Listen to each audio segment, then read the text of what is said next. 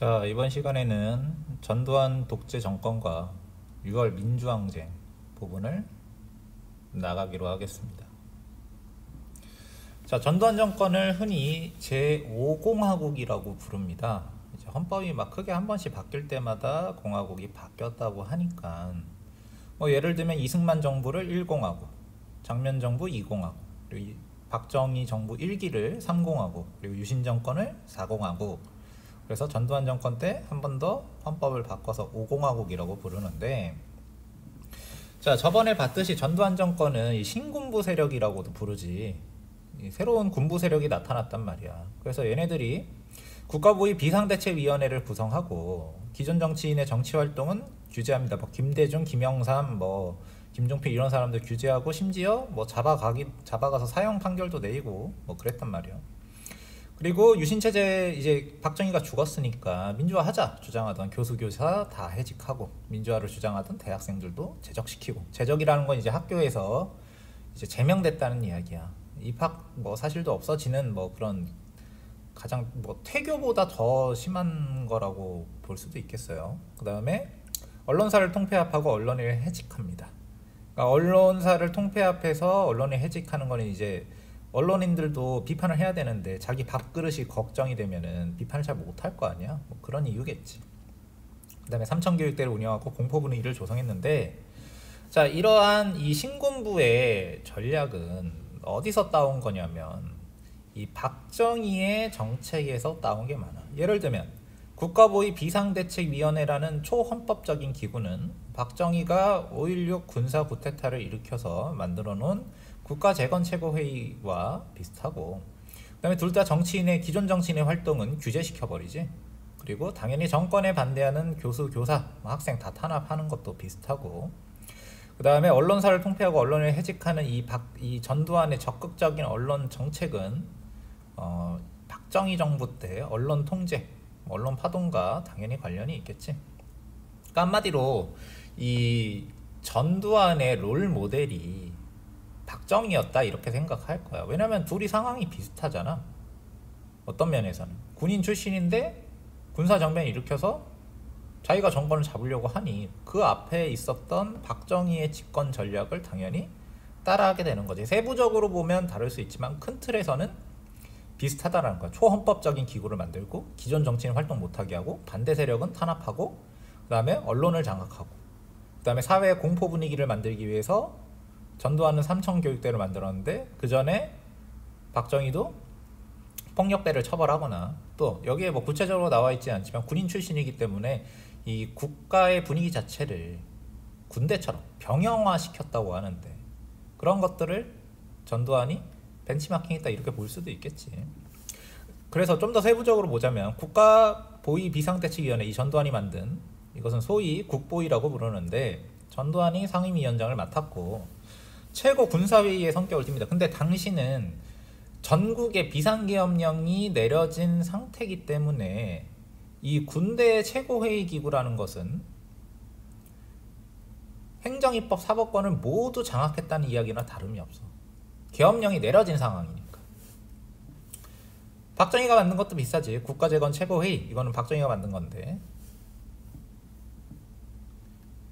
전두환이 만든 건 국가보위 비상대책위원회, 박정희가 만든 건 국가재건 최고회의. 역시 입법, 행정, 사법권 모두를 장악하는 권력기구가 되는 거지.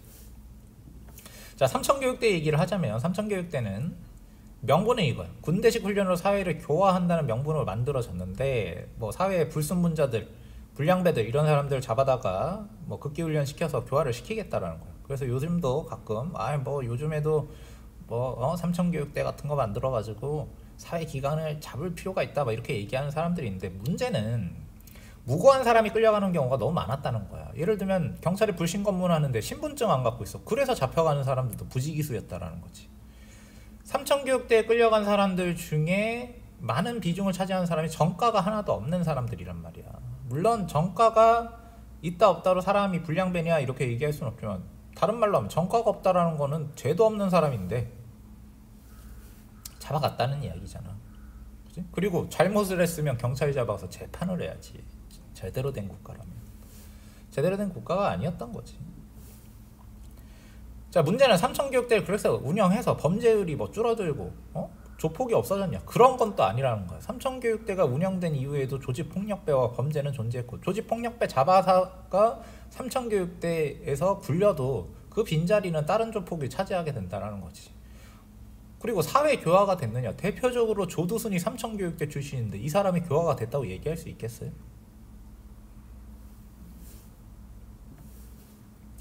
그래서 삼천교육대의 규모를 보자면 총 39,742명을 경찰에서 군대로 임계받아서 소위 교육이라는 걸 합니다. 82년에 공식 발표로는 57명이 그 교육 과정에서 사망을 했대.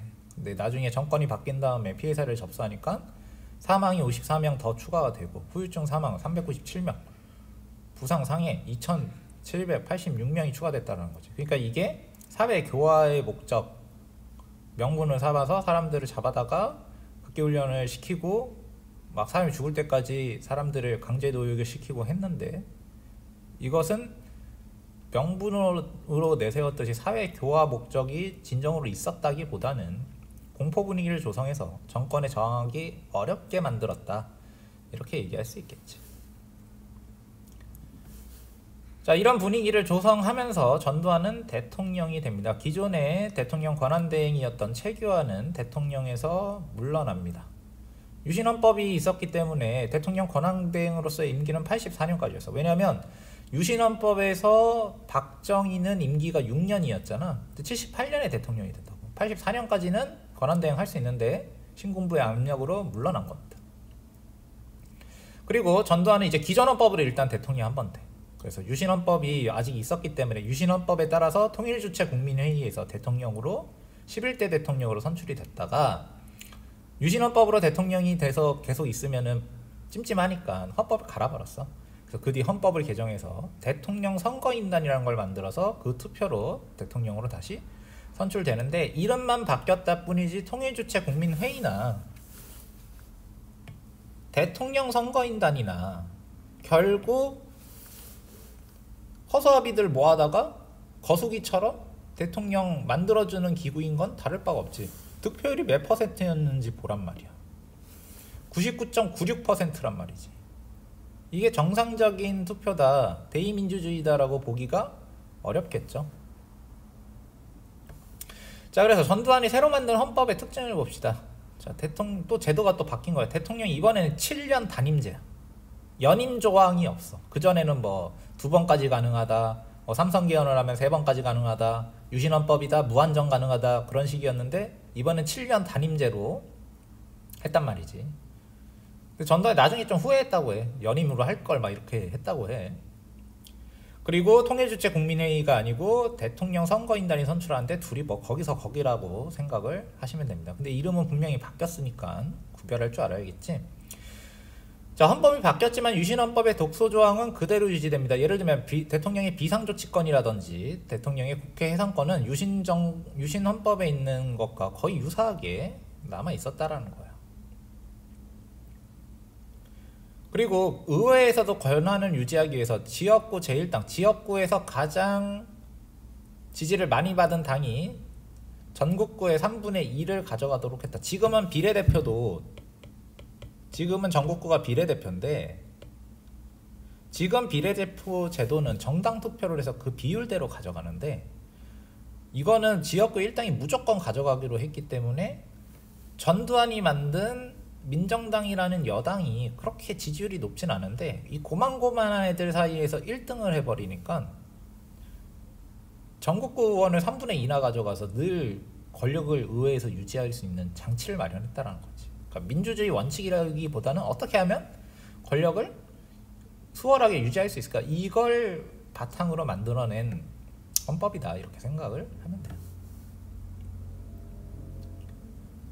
자, 당연히 민주화운동은 탄압을 하겠지. 전두환 정권의 다양한 사람들은 민주화운동을 했을 테니까. 자, 어떤 식으로 민주화운동을 탄압했는지 봅시다. 우선 저항의 중심지는 대학이었기 때문에 이 대학에 스파이를 보내, 경찰을 상주시켜서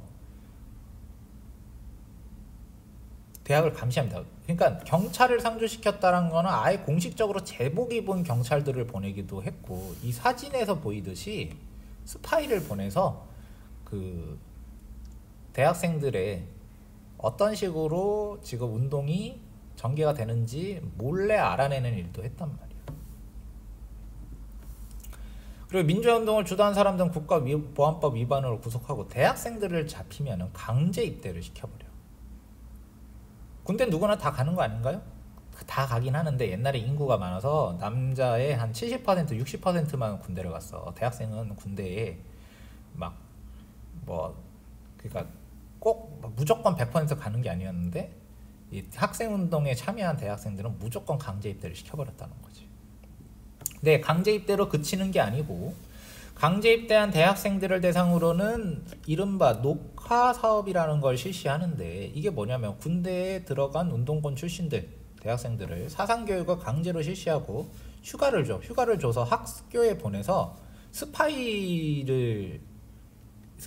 짓을 강요했단 말이야. 야, 니 가서 니네 선후배들 지금 같이 민주화 운동하던 애들 이번엔 지금 뭐 하고 있는지 알아내 했단 말이야. 이걸 거부하면 가혹행위나 구타나 뭐 이런 걸 통해서 막 생각을 바꾸도록 하는 거지.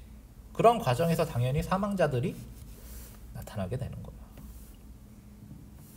또 언론은 이제 언론 통합을 해서 이제 저항을 약하게 만든 다음에 보도 지침을 내려.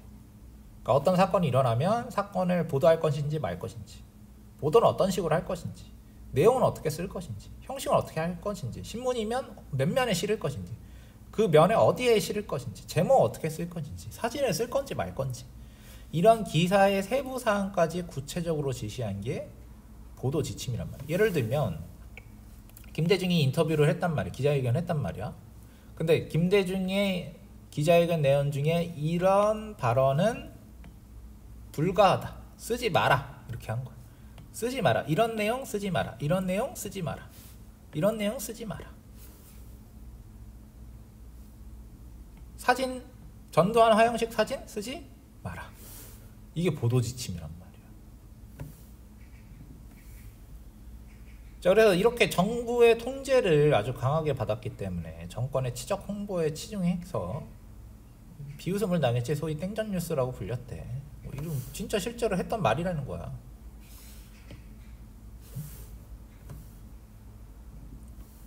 자, 한편으로는 유화 정책도 펼칩니다. 야간 통행 금지를 전면적으로 해제해서 원래 12시부터 새벽 4시까지는 통행 금지였, 통금 시간이었는데 이걸 해제했어. 밤에도 놀아라. 밤새 놀아라. 이렇게 한 거고. 중고등학생 두발 및 교복을 자율화해서 우리가 80년대를 배경으로 하는 드라마나 영화를 보면 교복을 잘 안 입고 있는데 교복을 안 입어도 됐거든. 두발 규제도 없었거든. 그래서 그런 거고. 뭐 프로야구단과 축구단 같은 스포츠 활동도 활발하게 했단 말이야. 이게 프로야구 개막식 때 전두환이 시구 던지는 거란 말이지. 그러니까 민주화운동 같은 골치 아픈 거 신경 쓰지 말고 좀 재밌게 놀아라. 좀 그런 식으로 나왔다라고도 볼 수 있겠지. 그래서 이런 것들을 뭐라고 부르냐? 3S 정책이다. 뭐 이런 식으로도 불러요. 뭐 스포츠 그랬단 말이에요. 자, 하지만 전두환 정부에 대한 저항은 계속 일어나게 되지. 우선 전두환 정부가 권력을 장악했는데 당연히 권력형 부패 사건이 일어나지. 지금도 당연히 권력형 부패 사건이 일어나지만 그때의 규모는 상상 초월이란 더 뻔뻔했고 규모도 훨씬 크고 하여튼 뭐 그랬단 말이야. 대표적으로 장영자 이철이 어음 사기 사건인데 장영자가 전두환의 인척이란 말이야. 뭐 친척 관계쯤 돼. 근데 이 사람이 이 친척 관계를 내세워서 당시 7천억에 이르는 어음을 사기한 사건이야. 어음이라는 거는 회사끼리 거래를 할 때 그냥 증서야. 나중에 줄 테니까 돈 나중에 주겠다. 당장 돈을 못 주니까 돈을 주겠다고 해놓고 안 주는 거를 안 주게 되는 거지. 그러면 어음을 줘놓고 돈을 안 주면 어음 사기잖아.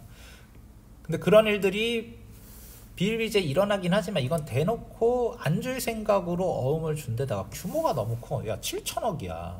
그지? 7천억이면은 당시 국가 예산의 10분의 1이래. 그러면은 이거대로 계산을 하면 이 7천억이라는 돈은 지금 돈으로 따지면 50조야. 망한 기업이 한두 개가 아니란 말이야. 대표적으로 이런 장영자 사건이 일어났고 또 친인척뿐만 아니고 예를 들면 당시에 재계순위 7위였던 국제그룹이라는 그룹이 있어. 엄청나게 크지. 근데 이 그룹이, 이 큰 회사가 전두환 정권의 정치 자금을 적게 안 준 게 아니고 조금만 줬어. 다른 기업들이 막 야 돈 내 이러면은 20억 10억 이렇게 줄 때 국제그룹은 뭐 한 3억 5억 막 이거밖에 안 줬단 말이야. 그래서 정권의 눈총을 받아서 1985년에 이 큰 그룹을 공중분해시켜서 해체시켜 버립니다. 그러니까 이게 뇌물을 받은 것도 문제인데, 뇌물 조금 준다고 우리나라 재계순위 7위였던, 지금으로 치면은 거의 뭐 롯데그룹 정도 되는 엄청나게 큰 기업을 하루아침에 공중분해시켜서 막 다 찢어서 다른 회사한테 줘버렸다는 거지. 그래서 이런 식으로 이제 부패한 게 너무 심하고 하니까, 안 그래도 정당하지도 않아 이 정권이. 정권을 장악할 때 정당하게 장악하지. 아니 지금까지 정당하게 정권을 장악한 정권이 손에 꼽는데, 거기에 각종 비리도 일어나고 민주적인 욕구는 계속 억압하고 있으니까 국민의 불만은 높아지고 저항이 일어나기 시작할 수밖에 없는 겁니다. 그래서 어떤 식으로 저항을 했느냐. 자, 당시 학생들은 두드러지게 반미운동을 많이 전개를 하고, 그리고 학생운동단체를 만드는 뭐 전학년이라는 단체를 만들었대. 정치인들은 민주화추진협의회라는 기구를 만들어, 줄여서 민추협이라고 부르는데, 이런 기구를 만들어서 정치인과 학생들이 독재정부에 대해서 본격적으로 저항하기 시작합니다. 그럼 왜 뜬금없이 이 반미운동이 일어나게 되느냐. 뜬금없는 건 아니야. 자, 당시 학생들이 생각했을 때는 5.18 민주화운동이 일어났을 때 미국의 책임이 있다고 생각한 거예요. 왜냐하면 당시 한국군의 작전권은 전시건 평시건 간에 미국의 통제가 가능했단 말이에요. 그런데 5.18 민주화운동이 일어났을 때 아주 대규모의 군대 이동이 일어났는데, 이걸 미국이 가만히 냅뒀다? 막을 수 있었는데, 그러면 이 5.18 민주화운동에서 그렇게 큰 학살이 일어난 거에 대해서 미국도 책임이 있는 거 아니야. 모든 상황을 알고 있었고 막을 수도 있었는데 미국 도대체 뭐 했냐. 이런 식으로 나오는 거예요. 그래서 미국 문화원을 주로 공격한대. 부산에 있는 미국 문화원은 방화 사건을 일으켜서 불태우고, 서울에 있는 미국 문화원을 점거하는 등의 반미운동이 당시에 매우 활발했단 말이죠. 그리고 당시에는 아직 공산주의가 망한 것도 아니기 때문에 학생들이 생각했을 때 대안이 있었단 말이야. 공산주의가 아직 안 망했어. 그래서 더 반미운동이 심했던 것도 있었다는 거지. 또 일부 학생들은, 이런 반미운동을 하던 일부 학생들은 또 북한과 연계가 생기기도 하고 뭐 그랬다는 거야. 자, 일부 정치인들은 신한민주당을 창당하여 1985년 12대 총선에서 제1야당이 됐다. 자, 이 신한민주당은 일부 정치활동이 가능해진 일부 정치인들이 눈앞에 나서긴 했는데, 뒤에는 김대중,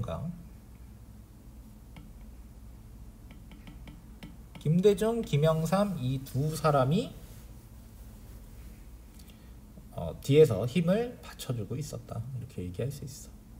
그러니까 김영삼, 김대중이면은 정치적으로 굉장히 비중이 큰 사람인데, 이 두 사람이 세력을 합쳐서 정당을 만들었으니까 굉장히 강력했겠지. 그래서 12대 총선에서 제1야당, 야당 중에서 제일 큰 야당이 됐단 말이야. 그러니까 당시 야당이 이 신한민주당 말고도 여러 당이 있었는데, 이거는 전두환이 그냥 구색 맞추기 식으로 만든 야당이기 때문에 세력이 문제가 아니고 당연히 정부 말을 들을 수밖에 없는 사람들인데, 이 신한민주당은 정부에 저항할 수 있는 제대로 된 야당인데, 이 총선에서 야당 중에서 가장 큰 세력이 됐다라는 거지. 그래서 이들은 뭘 주장하느냐. 대통령 직선제를 하자.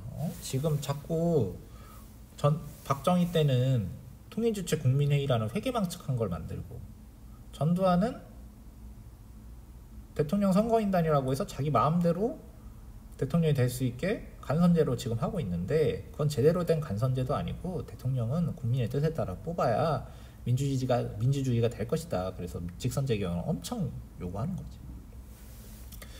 전두환 정부는 어떻게 대응을 했느냐. 직선제로 개헌할 뜻이 없대. 개헌할 뜻이 있다고 밝히면서 야당과 협상을 하는 와중에 한편으로는 그럴 생각이 없으니까 공포 분위기를 조성하고 또 북한을 또 써먹는단 말이야.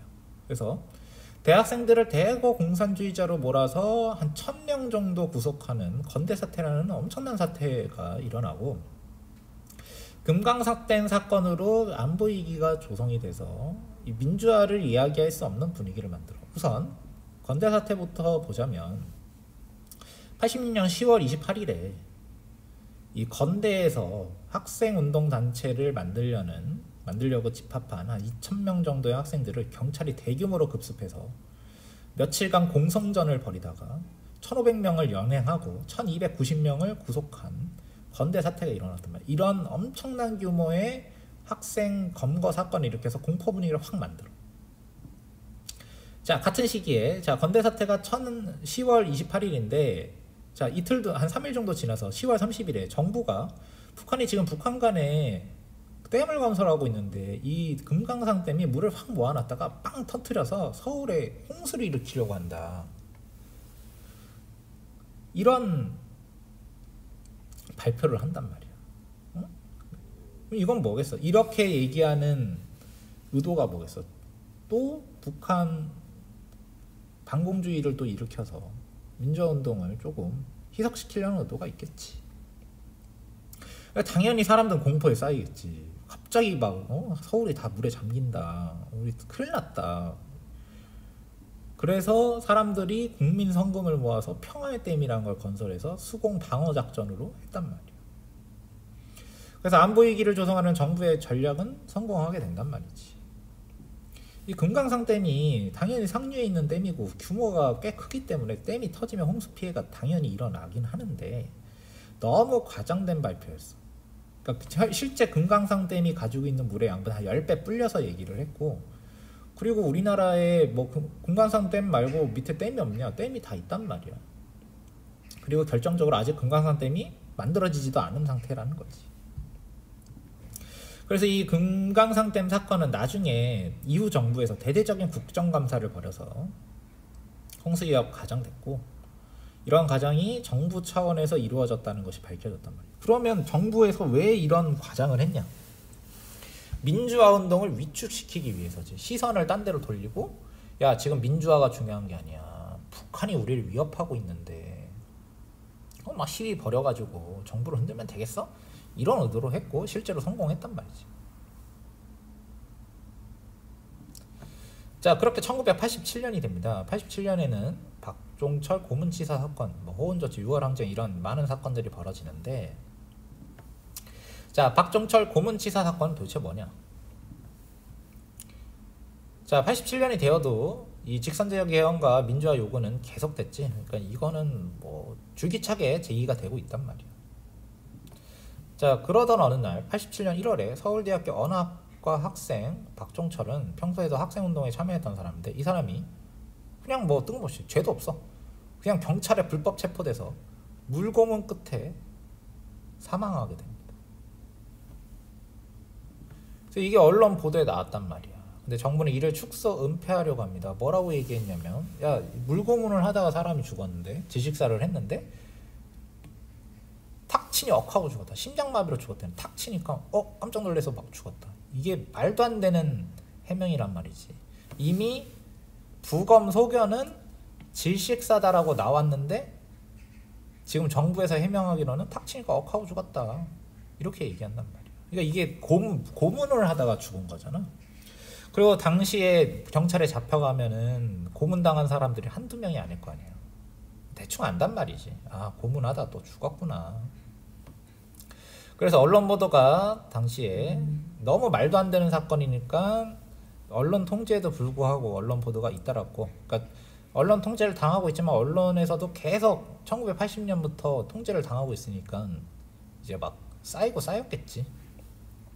시위가 벌어지게 됩니다. 진상규명을 요구하는 시위가 계속 벌어지게 되는 거예요.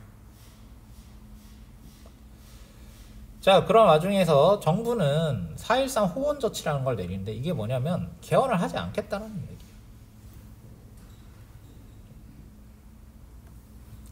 자, 전두환 정부를 규탄하는 시위가 계속 커져가는데, 헌법을 바꾸자고 계속 요구를 하잖아. 근데 전두환 정권은 호원 조치라는 걸 내려서, 이 호원이 뭐냐면 헌법을 안 고치겠다라는 얘기야. 헌법을 안 고치면 직선제로 개헌을 하지 않고 기존 헌법대로 대통령을 그냥 대통령 선거인단에서 간접선거로 그냥 우리가 뽑고 싶은 사람, 자기네가 뽑히고 싶은 사람 그냥 마음대로 그냥 대통령 하겠다, 임명하듯이 이렇게 발표하는 거지.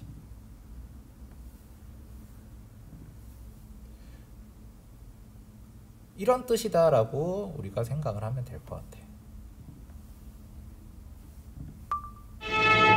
이어야 합의를 통해 좋은 헌법이 마련되기를 희망해오던 전두환 대통령은 4월 13일 특별 담화를 통해 이제 합의 개헌에 전망한 절망적이고 더 이상 기다릴 시간적 여유도 없게 됐다고 지적하고 다음과 같이 말했습니다.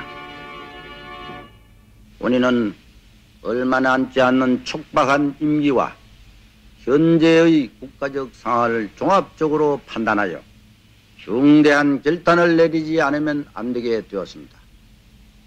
이제 본인은 임기 중 개헌이 불가능하다고 판단하고 현행 헌법에 따라 내년 2월 25일 본인의 임기 만료와 더불어 부임자에게 정부를 이양할 것을 천명하는 바입니다. 자, 헌법 안 바꾸겠다라는 거지. 그렇게 선포하고 자기의 후계자를 골랐어. 부하인 노태우를 점찍었지. 그러면 노태우를 대통령 선거 후보로 보내서 대통령 선거인단에서 투표하면 또 99% 나와서 그냥 대통령이 될 거 아니야. 그지?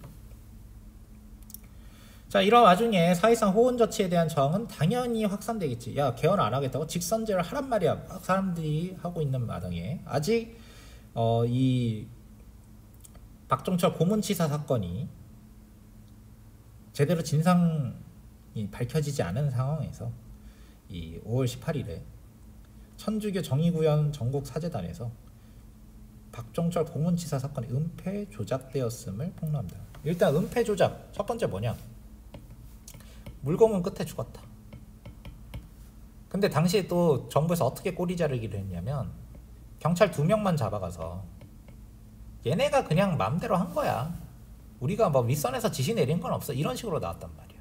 근데 천주교 정의구현 사재단에서 이거는 명백하게 위에서 지시가 내려온 거고 이 경찰 2명 말고도 관련된 사람이 많다. 부서 전체가 다 관련되어 있다. 이런 식으로 터트린 거지. 자, 같은 날 우리나라에서 천주교에서 가장 높은 사람이었던 김선 추기경은 이런 말도 합니다.